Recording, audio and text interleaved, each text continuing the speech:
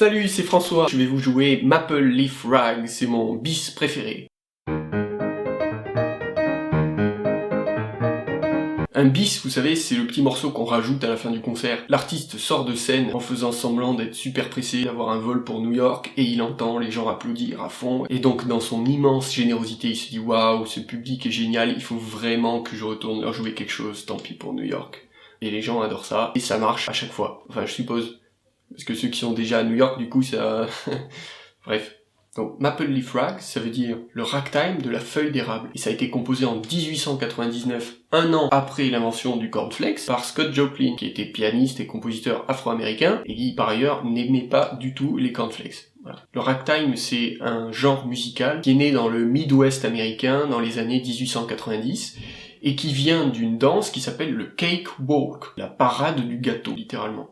Et cette danse était populaire chez les esclaves noirs du sud des États-Unis notamment, parce que pendant cette danse, ils pouvaient imiter et se moquer de leur maître. Et puis celui qui faisait la meilleure imitation, il recevait un gâteau. Voilà. Et on retrouve les rythmes syncopés du cakewalk dans le ragtime. Parce que ragtime, ça veut dire temps déchiqueté, grosso modo, temps rudoyé.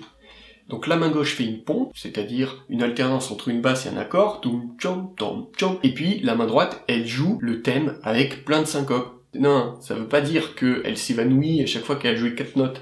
Dans le ragtime, il y a 2 temps. C'est comme quelqu'un qui marche, donc droite et gauche, et la syncope, c'est le fait de jouer sur ce « et », qui est le petit temps faible au milieu, vous voyez. On peut l'allonger, l'accentuer, et ça donne cette énergie si particulière. À la base, le ragtime, ça devait se jouer d'une manière très binaire, carrée, régulière.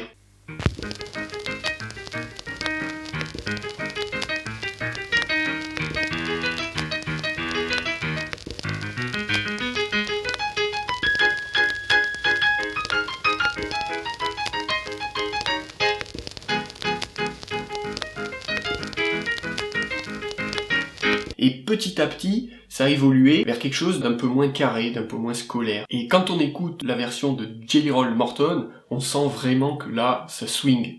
Alors Jelly Roll Morton, c'est un pianiste de Nouvelle-Orléans, qui s'appelait en fait Ferdinand Joseph Lamotte, mais bon, il l'assumait pas visiblement. Et c'est le mec le plus modeste de l'histoire. Sur sa carte de visite, il y avait marqué Jelly Roll Morton, inventeur du jazz.